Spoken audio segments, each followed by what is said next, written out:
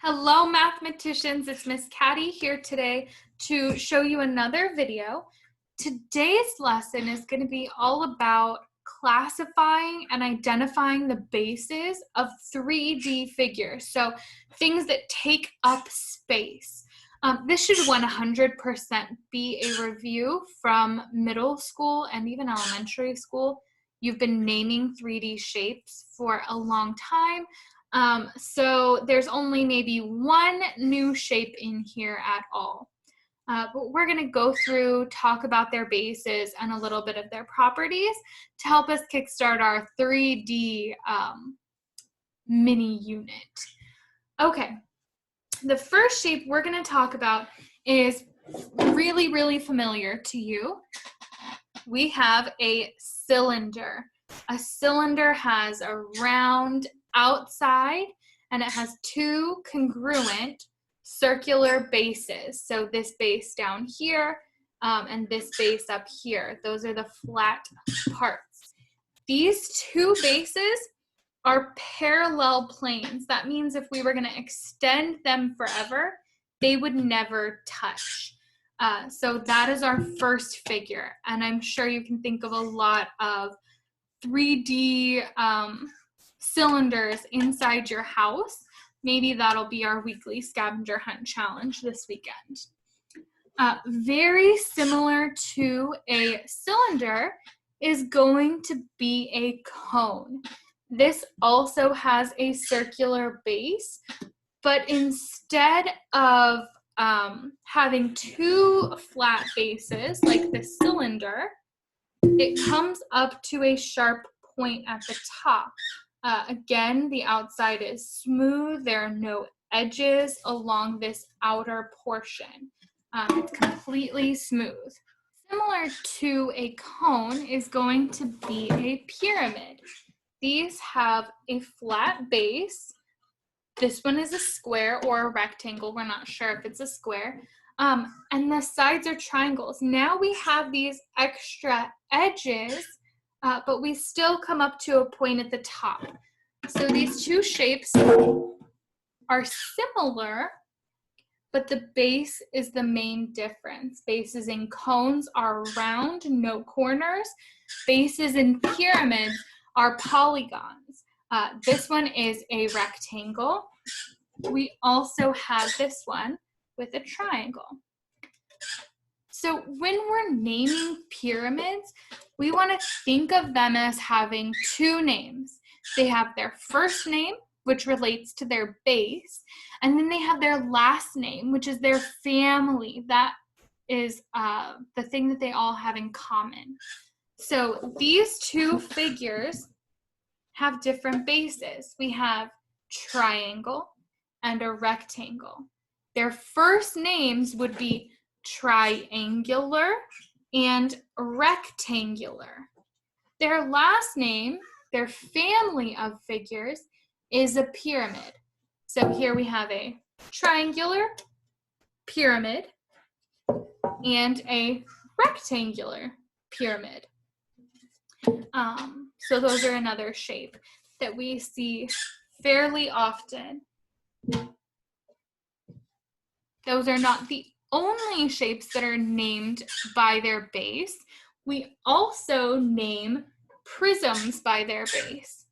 The difference between a triangular prism and a triangular pyramid is that top point.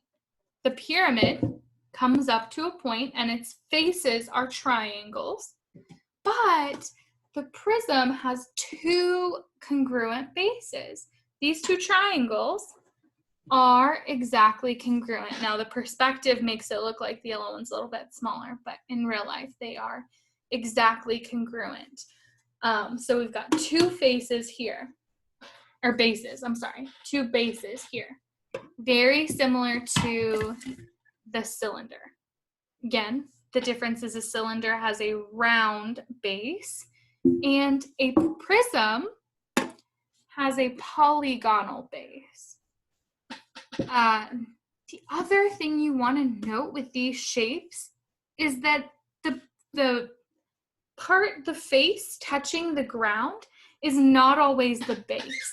If I take this prism and I lay it flat like this, the base is still the triangle. This yellow side is still my base. So all of the sides, the other faces, are rectangles. If you have a side that is not a rectangle, that is your base, okay? You can have trapezoidal prisms, rectangular prisms, square prisms, which are very similar to rectangular, but all four sides are congruent. Or you can even have a hexagonal prism. The base on this guy is a hexagon, but he's a prism. He's got sides that are rectangular. So when we're naming these bases, think about your polygon names: hexagonal, pentagonal, octagonal prism, dodecagonal prism for my students. Now, there is a special name we can give to square prisms if every single face is the same. If this base is congruent to all of the other 5 faces, we will call it a cube. It's a 3-dimensional square. All sides are congruent. Okay. Our last shape should be familiar to you also, or our second to last shape. That is going to be a sphere. So we have this 3-dimensional sphere, and it's got this red slice through the middle. Now that red slice actually goes through, try to hold this with one hand, goes through the central point. If I slice this in half, this is going through the middle of the sphere, and right in the middle of this circle would be the central point of the whole sphere, the very middle of the sphere. This circle cutting through the sphere that goes through the central point is called a great circle. Now we can have infinitely many of those in a sphere. Let's say the sphere was facing this way. Facing this way? Well, there's one great circle. But if we rotate it around, there's another great circle. There are infinitely many great circles going through the central point of that sphere. All right, our final shape, and the only one you may not have heard of, probably still have heard of it, is a hemisphere. It's half of a sphere. If you put 2 of them together with congruent great circles, it forms a full sphere. Where you may have heard of this was in geography class. So you may have heard of the northern and southern hemispheres of the Earth. Hemisphere is just half of a sphere. Oh, by the way, your password is tiger. So that is your secret password for this video, tiger.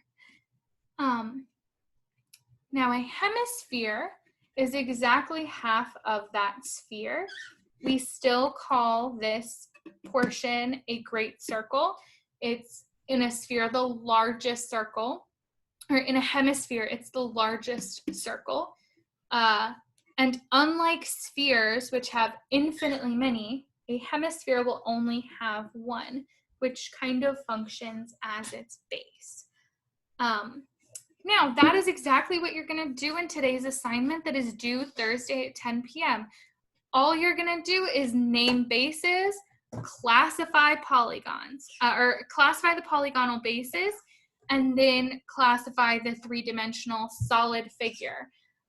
If you need help, let us know. Attend our live tutorings. Those are linked in our agenda slides. You can go to any of our tutorings, me, Mr. Garcia, or Miss Humphreys. We will all be more than happy to help you. All right, let me know if you need anything. Keep on learning. Make good choices. If you make bad choices, learn from your mistakes, and I'll see you next time.